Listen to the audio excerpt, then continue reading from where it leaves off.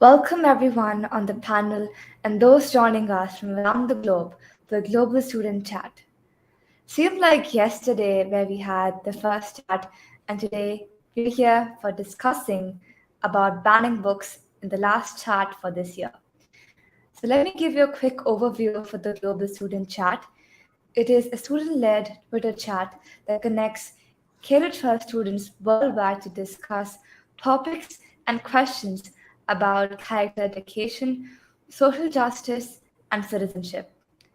Global Student Chat creates opportunities for students to network with others, gain perspective, build relations with new learning partners in a literary-rich environment, experience social media as a powerful platform for learning, and establish a positive digital footprint.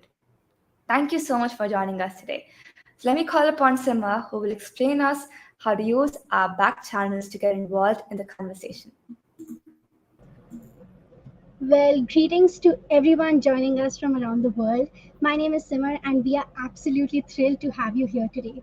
Please take a moment to introduce yourself and let us know where you're tuning in from.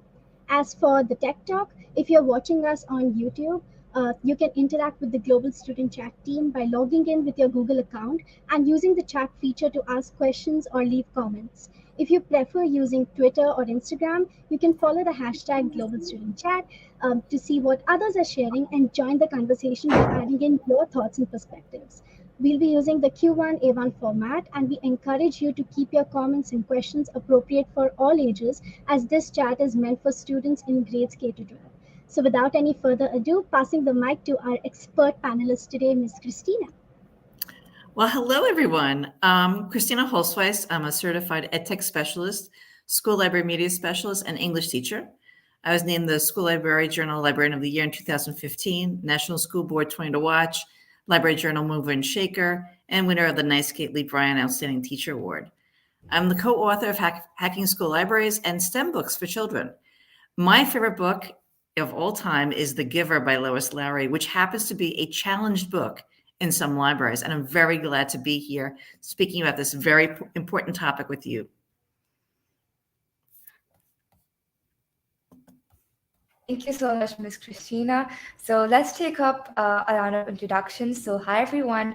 I'm Namya Joshi, and I'm a student studying grade 11 in Southall Middle School, India. I'm 16 years old, and this is my second day at the Global Student Chat. So I'm very excited for the last chat today. So pass it on to Madeline. Hi, I'm Madeline. I'm a 8th grade student in Wrangell, Alaska. I go to Stikine Middle School. This is my 3rd year with the chat, and I'm very excited for today's topic. Passing it on to Samar. Hello everyone, my name is Simar Mohanty and I'm a student changemaker and STEMnist from Bangalore, India. I'm super pumped for the last chat of the year. Passing the mic to Eunice. Hi everyone, it's super nice to meet you. I'm a grade 9 student currently studying in Aurora, Ontario, and I'm super sad that this is our last chat, but so excited to discuss this topic with all of you. Passing it on to Darcy. Hi everyone, I'm Darcy. I attend Appleby College in Oakville. I'm originally from Goderich, Ontario. I'm in grade 12, and this is a very bittersweet moment for me because this is our last chat of the year, but also my last chat because I'll be graduating soon. So I'm very excited, though, to be discussing this topic today with you all, even though it's the last chat. And I'm just going to jump right into norms. So we will have 30 minutes to discuss 3 questions. Please be mindful that this chat is open to students in K through 12. Active participants from all classes is how we learn. All comments made during the chat should be positive and productive.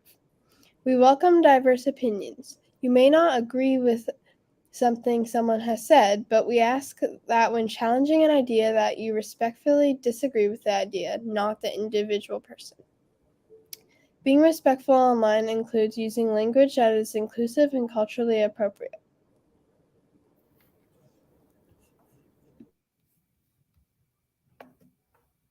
Thank you for the norms. Just before we jump into our first question, we wanted to talk about the relevance and why we're talking about this topic. So 71% of voters oppose efforts to remove books from public libraries. 67% of voters oppose efforts to remove books from school libraries. And yet attempts to ban books from libraries continue to raise at an unprecedented level across the country. The American Library Association reported 1,269 attempts to censor library books and resources in 2022, which was the highest number of attempted book bans since ALA began compiling data about censorship in libraries more than 20 years ago. And these results are all available by the American Library Association. So our first question for today is, do you think that banning books solves the problem it intends to solve? Why or why not? I think that's a great question because we're talking about banning books. I believe that will be an ineffective solution to the problems it intends to solve. Because when books are banned, it often leads to the forbidden fruit effect, wherein people become more interested in reading the banned material. Additionally, censorship can stifle free speech and limit intellectual exploration, and it can have a very significant impact on the education system as well. Because when books are banned, the students may miss out on important, history perspectives or important literature, and it can limit the critical thinking and the development of a student intellectually, which is very important for the overall development of a child. I definitely agree with everything Namia said. I also don't think that it solves the problem. I think it can draw even more attention to the books that are being banned and make kids want to maybe read it even more or notice that book even more. And a student could find a way to read that book in some way if they wanted to order it on Amazon or, I don't know, even sneak it or something. But you can find other ways to get a book that's banned if it's just banned in that one school or something. I think I completely agree with whatever everyone has said here today. And I think that a society that values free expression and intellectual curiosity is actually better equipped to address social issues and bring upon meaningful change, which is very much required in today's world. So banning books is often motivated by a desire to control uncomfortable ideas that challenge the status quo. So I think that banning books is definitely not an ideal solution because it violates the fundamental human rights of freedom of speech, expression, and also the right to access information, which definitely impacts the intellectual growth and cultural progress of a particular society. And instead of straight away taking such a drastic decision of banning literature, I think we should promote certain skills like critical thinking, open dialogue with different perspectives, and engage in respectful discussions, even if we disagree with the ideas presented. At least everyone's voice will be heard, considered, and respected. I completely agree with everyone. Adding on to what Madeline said, taking away or banning the book will not only not help anything with the problem, but also students will only be more drawn to it because they'll be interested on why this book was banned in the first place. They'll find some way online to read it, since now the internet is our library that we could just find anything that we want. And taking away the books will not impact the problem whatsoever. I completely agree with everything that's been said. I feel like it's important to realize that books and writing is a way of self-expression, and it provides insight into different opinions and perspectives that, as Samara was saying, kind of challenge the status quo is why a lot of these books are being banned. And I think it's important to realize that by banning books, you're only really making them less accessible, but you're not necessarily stopping people from having these ideas, writing about them, and also as Madeline was saying, sneaking the books and people being able to read them. So I think that's just important to keep in mind. When we talk about banning books, are they really being banned or just made less accessible? So yeah. Everyone, that's a very interesting perspective. You talk about the status quo, and you're talking about norms in the society and who determines those norms. and which books should be accepted and which books should be banned, you're talking about empowering voice, and you're talking about connecting with literature that will reflect you. And there's so many people, there's so many types of people in the world, and we're all looking for a connection, and we're looking for understanding, and we're also looking to learn. So I agree with all of you about, the books offering information, but again, like Samar said, about the critical thinking, about the understanding, and all of you talking about how you're learning. Books help you learn. And again, you're banning a book in one school or a library. You're smart kids. You'll find out where to find that book that you want to read. I completely agree. And I think just adding on to that, like you talk about like developing like critical thinking skills. And I think if you look at the internet, like it's a very similar platform, just in the sense that it kind of, it's accessible to anyone. And I think you can't really like ban anything from the internet. And like if you were to ban a book, you would probably be able to find it on the internet. So I think just thinking about the fact that like if we can teach and value like these critical thinking skills, instead, those that also translate into like the internet, a place where things also can't really get banned. So I think it's like a really important skill in general to also kind of sift through that information on different platforms too, instead of just books. Yeah, you make a very good point. I mean, about saying you could find things on the internet that aren't books, and it's information. And what is misinformation? What is skewed information? What is information based on fact? And that could be in a book. It could be in an internet. It could be in a movie. It could be a documentary. It could be a social media post. But you're right. The critical thinking skills, are developing those will help you in any area of your life, and especially reading and learning.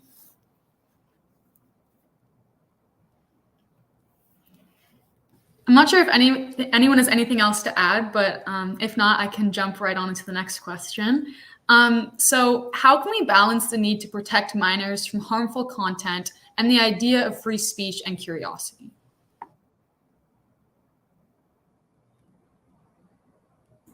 I believe that's a very thoughtful question to ponder upon. And according to me, some measures can be taken to achieve this balance. One of the most important things would be encouraging communication that is very open. Because when we have open and honest conversations about sensitive topics, then parents and educators can provide children with the necessary information to navigate upon the issues which are very complex, so they can make decisions that are very good for them. And besides that, we should use age appropriate material. And here, I believe the parents and educators should be mindful of the content that they're exposing their children to. And when any controversial or sensitive topics are rising, it's helpful to provide children with alternative resources and perspectives. This can help them gain a better understanding of the issue and also develop, critical thinking skills, like you mentioned. And when we are, fostering a culture of respect, caring, respect, and empathy can help them reduce the potential of the harmful content bad effects that it can have on them. And at the end, it also requires a collaborative effort from the parents, educators, and a society as a whole to create a safe and healthy environment wherein we can groom and learn and grow.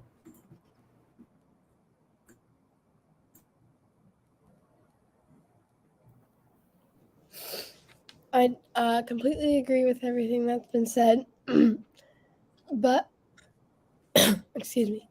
I think what my English teacher always told me was choose a book that aligns with your family values. And now this is in middle school, and she will like check in with kids who are reading maybe a sensitive topic to make sure that book's going okay for them and that is what's right with their family. And then she'll always tell us, if you get to a part in a book that's too sensitive or too much for you, you can put that book away. You don't have to finish the book if it's too much. And now in elementary school, we had a really amazing librarian, and if there was a sensitive book or something that she thought might be a little mature, she would always just say, ask your parents, and then I'll let you read the book if they say it's okay. So I think just making sure family is okay with what you read and just making sure it aligns with your values, but not completely restricting books from kids. I completely agree with whatever has been put forth on the panel today, and building upon everything that's been said. I think that voice and curiosity are two key skills in kids that need to be fostered effectively so that they can grow up to become good citizens. And I think that these two things can be balanced in today's world, especially with respect to the concept of banning books, using three methods. First is parental guidance. It can actually help the minors to make informed decisions about what they consume online and teach them how to deal with potentially harmful content, because parents are always having our back. Then age verification can prevent minors from accessing content that is not suitable for their age group. And it's also available in many apps today. So what if we could add this particular concept to banning books as well? Then the next thing that we can do is content rating systems, which can provide clear and consistent labels for different types of content out there. And this can actually help the users to filter out what they don't want to see. And I think that using these three methods, we can effectively strike a balance between free speech and curiosity. You guys have all made some really amazing points, and yes, I do agree with all of you, especially with what Madeline said, checking in with family, but also you reading yourself the book a little bit and then seeing, okay, this is too much for me, or, oh, okay, I think I can read this. Personally, I don't think we should have librarians restrict like the maturity level of reading for each, depending on the age. But if you're comfortable with it, and if the people around you are comfortable with you reading that book, I personally think that there should be no restriction. Yeah, I think everyone brings up like a really good point. And I think something that my library has used as well is just putting like, a mature read sticker, kind of like a warning label on books, just so before before you read it, you kind of know what you might be getting yourself into. You can kind of do some self-reflection, does this align with my values? Like maybe like for me, I hate scary things and scary books and stuff. So is this going to be too scary for me? And just like things like that, is me too graphic and those kind of things. So yeah, I think Samar had brought that up, and I think that that's like a really important idea too. Darcy, you make a very good point. It's like making the rating levels on video games, movies, TV shows. So it sounds like everyone's kind of suggesting some kind of rating system so students can understand what they're reading, it sounds like. But I also hear a lot of it's student choice. And students should have the choice to read or not. And banning a book takes it off the shelves for everyone. And it sounds like you're all advocating that the book should be on the shelf, but it should be in line, again, with, like Madeline said, in line with the family values, sometimes speaking to a parent, maybe just bringing the book back because you find out that it's not what you were thinking it would be, or maybe you're not comfortable with it. But it sounds like you all believe in student choice, and that books should not be banned for everyone, and you should be able to choose what you want to read, if I'm right.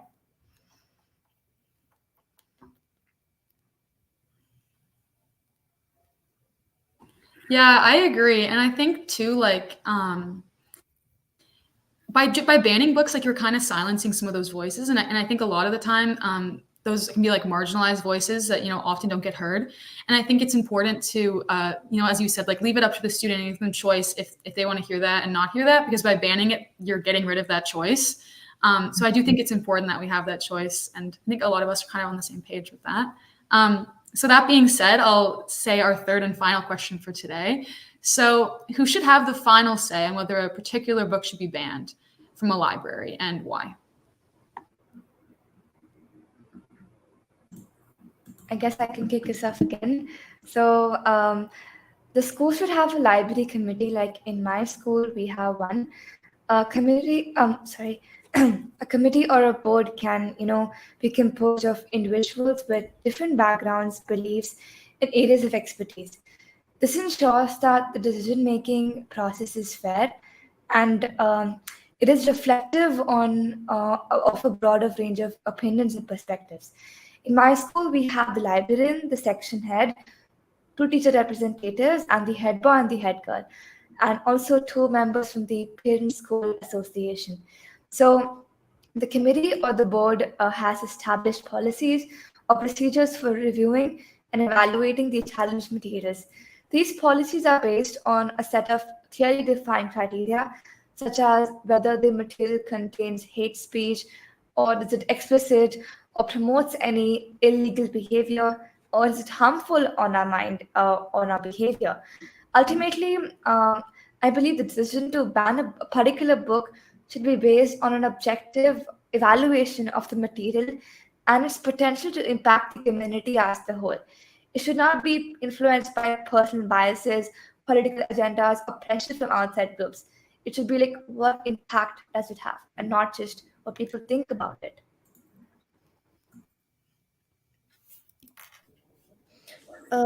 In my opinion, I am completely against banning books, and I think it should be up to the students and parents to decide what their child is reading. A library is a place where you can like choose what you want to read and learn about your choice of topic. So I just think that, like, honestly, it should just be up to the students and parents to decide what's best for the students, but the book should always be there and they should have the option of what they want to read. I completely agree with what everyone has said, and I still think that banning books would be an extreme action to take. But let's imagine there arises a situation where a piece of literature has to be banned. So, three things are which could be non negotiable are that number one, this decision should not rest on a single individual or a party. It should be taken as a collaborative decision which would be respectful via open dialogue, and rather than an organization, a democratic and transparent process should be established, including a diverse set of experts every time, like librarians, educators, parents, and different members of the community. Representation should be key over here. The second thing that should be non negotiable are some factors like the book's content, its intended audience, and also the values that the community must uphold. And ultimately, the decision must prioritize and uphold the principles of intellectual freedom, diversity of thought, and the promotion of critical thinking. So, these three things, once kept in mind, whatever decision would be taken, I think it would be beneficial for the community. You guys have all made some extremely important points, but personally, just keeping a book on the shelf, it won't really affect anyone unless everyone in that community agrees that this book should be banned. Like all of you said, it is not a choice to be made by one individual. It is a collaborative response from our community. But either way, it should be an open option to all the students and parents, because suddenly taking a book away would take away our freedom from reading that book as well. Yeah, I definitely agree. I mean, I think I'm kind of more on the same page as Madeline, just in terms of like, I feel like I don't really believe in banning books unless it's like an extreme instance. And I think in that case, I would kind of agree more with like Samar's approach, just in terms of like, you consulting like all stakeholders, considering like all different possibilities and things like that. But just in general, I feel like unless it's an extreme circumstance, I am pretty against banning books. I think books provide insight and into different people's perspectives, and I think those ideas, might not be widely accepted. They might challenge the status quo, for example, but those are ideas that are out there in the real world. And I think that libraries are a space where anyone from any background, socioeconomic status can go in and can access this information. And I feel like everyone should have the right to write what they want and also be able to read and access what they want. So I would say in general, I'm pretty against banning books. So yeah. So Darcy, I totally agree with you. Books are the great equalizer, and libraries are the places for everyone. It doesn't matter who you are, what your background is, your age, your gender identity, everyone is invited to a library. And again, I think that is the great equalizer. Libraries do have policies in place for challenged books. They call it challenged books. the books that people are looking to ban. And one of the criteria is that the person, in most policies, that the person who's asking to ban the book will have read the book. Sometimes people want to ban books and they haven't even read the book. They just hear on social media or they hear from other people about the book. So having a set policy, and again, you're talking about different stakeholders, different points of view, all of you, and not just one person. Again, having a committee draw up that acceptable use policy, and how a school librarian, it's very difficult sometimes, and how a school librarian can support their learning community while also understanding the challenge policy. But again, a committee of parents, of educators, of students, people from different backgrounds, so everyone has a say. And I agree with you. Again, the library is for everyone, so then the book should be for everyone, and everyone should have a voice about what goes into that library. And again, when it's not just one person, you don't feel like it's an agenda, like you said, or a personal belief. And again, if there's a book on the shelf that you don't want to read or you don't like, don't read it, right, Madeline? Just don't take it off the shelf.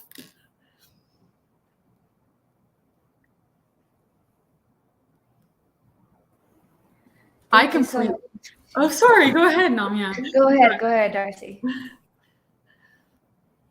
I was actually about to, and you can go ahead. I was just going to say, I completely agree. That was really well said. And we all really appreciate you being here today. So thank you. Thank you, Darcy. Thank you so much, Ms. Christina. And thank you so much, everyone, for joining us for the last Global Student Chat live broadcast for 2022-2023 school year. Special thanks to our guest expert today, Ms. Christina Holzweiss. And talking about the Social Media Ambassador Program, are you a digital leader or want to become one? The Global Student Chat is always seeking student social media ambassadors. This information can be found on globaledsschat.com, and we're always looking forward to students who excel or looking to grow their leadership skills digitally. So please keep the conversation going by answering our slow chat for the rest of the month. Be sure to use the hashtag Global Student Chat hashtag so our team can interact with you. Please follow us and connect with our social media on our website, globaledsschat.com, Twitter @GlobalStudentChat, Instagram @GlobalStudentChat. And all of our live chats are available on our YouTube channel every day. Thanks again for joining us. See you next year.